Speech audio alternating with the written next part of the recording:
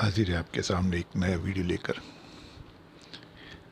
बस आपसे गुजारिश यही है कि इस वीडियो को अंत तक ज़रूर देखिएगा। धन्यवाद।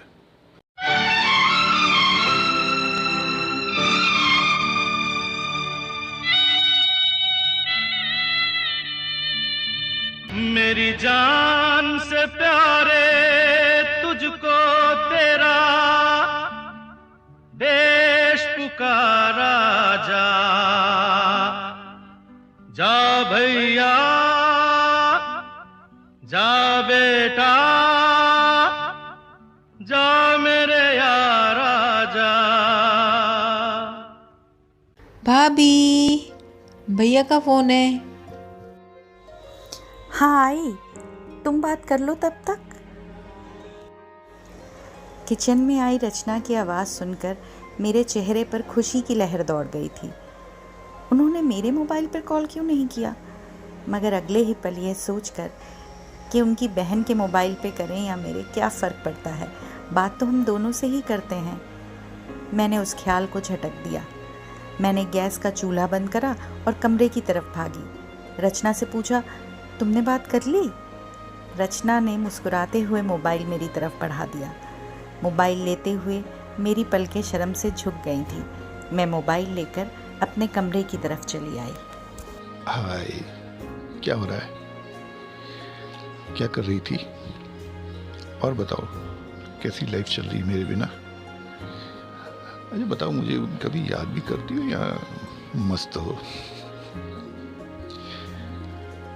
पता है, मुझे तुम्हारी बहुत याद आती है और दिल हमेशा मिलने को करता है। वहाँ सब ठीक है ना?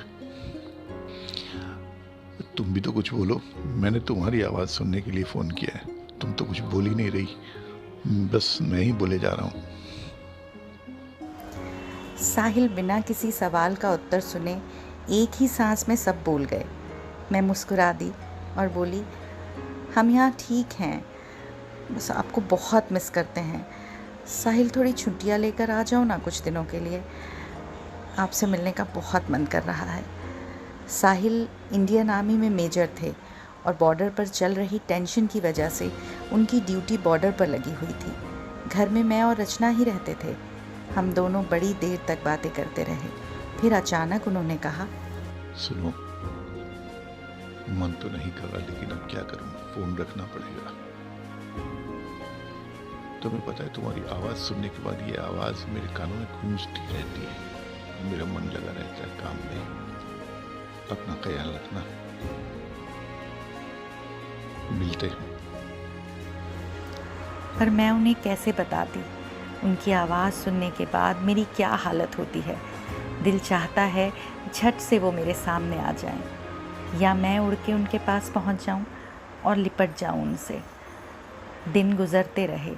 बॉर्डर पर युद्ध की परिस्थिति पैदा हो गई थी। रचू को मैंने कुछ नहीं बताया था। एक दिन उसने मुझसे पूछ ही लिया, बड़े दिनों से भैया का फ़ोन नहीं आया, शायद आप भी इसीलिए बड़ी उदास नज़र आ रही हैं। चिंता तो मुझे भी होती थी, लेकिन सिर्फ इंतज़ार के सिवा हमारे पास और था भी क्या। उसी शाम मैं और रचू बैठे हुए थे। रचू ने मुझसे कहा, जब मार्केट जाओ तो अपनी पसंद के रंग की ऊन ले आना, मैं बैठी बैठी भैया का स्वेटर बना दूंगी। मैंने भी कह दिया, ठीक है, कल बाज़ार जाऊंगी तो ले आऊंगी। अगले दिन मैं बाज़ार गई और अपने पसंद के रंग का ऊन लेकर रचू को दे दिया। रचू ने भी अगले ही दिन स्वेटर बुनना शुरू कर दिया। उधर बॉर्डर पर टेंशन इतनी बढ़ गई थी कि आए दिन सैनिकों में झड़प होती रहती थी और लग रहा था कभी भी युद्ध छिड़ सकता है। मैं दिन रात भगवान से उनके और सभी की सुरक्षा की प्रार्थना करती रहती। मेरा ध्यान पल पर बॉर्डर से आने वाली न्यूज़ पर ही रहता था, लेकिन रचना से इस बारे में कोई बात नहीं करती थी। मैं नहीं चाहती थी वो किसी भी प्रकार की टेंशन में आए। दिन रात मन ही मन प्रार्थना करती कि किसी तरह ये युद्ध टल जाए। लेकिन 2 दिन बाद ही भारत के प्रधानमंत्री जी ने युद्ध की औपचारिक घोषणा कर दी। मेरा दिल बैठा जा रहा था। मेरी उनसे बात भी नहीं हो पा रही थी। हर एक फ़ोन रिंग पर दिल धड़क रहा था, बड़ी ज़ोर से।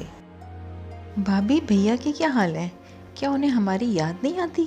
बड़े दिनों से उनका कोई फ़ोन नहीं आया। देखो, स्वेटर भी बनकर तैयार होने को है। मैं रचू के पास ही बैठी हुई थी, लेकिन दिल और दिमाग कहीं और थे। रचू ने जब मुझसे कहा तो मैं बस इतना ही बोल पाई, वाह, वो देखेंगे तो खुश हो जाएंगे। रात को मैं अपने कमरे में लेटी हुई थी, मोबाइल पर ही समाचार देख रही थी। तभी फ़ोन की रिंग बजी। मेरा दिल जैसे उछलकर बाहर आना चाहता था। मैंने फ़ोन उठाया और कांपती आवाज़ में धीरे से बोली, हेलो। फ़ोन मेरे हाथ से छूट गया।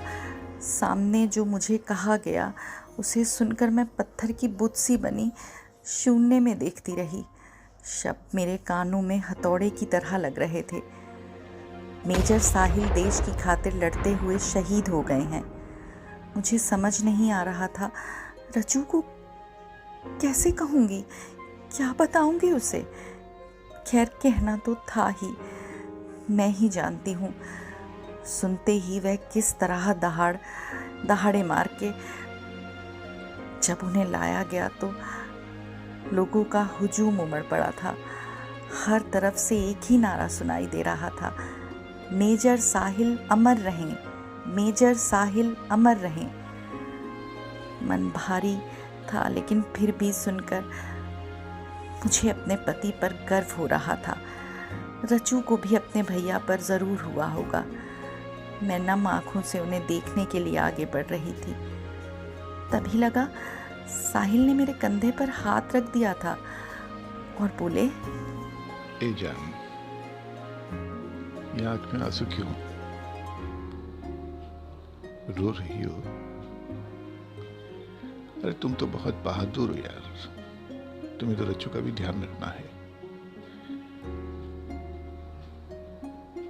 और मैं कहीं गया थोड़ी हूं, तुम्हारे पास तो हूं।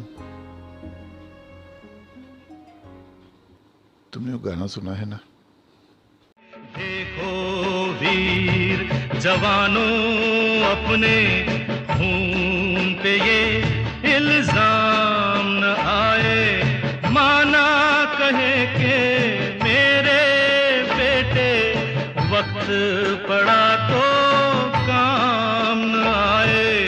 देखो वीर जवानों, अपने खून पे ये इल्जाम न आए। हम सलाम करते हैं उन जाबाज सिपाहियों को जिन्होंने देश की रक्षा करते हुए अपने प्राणों की आहुति दे दी। हम सलाम करते हैं उन वीर जवानों को जो दिन रात, कड़ी धूप, कड़ी सर्दी, कड़ी बारिश में भी देश की सरहदों की, देश की सीमाओं की रक्षा करते हैं।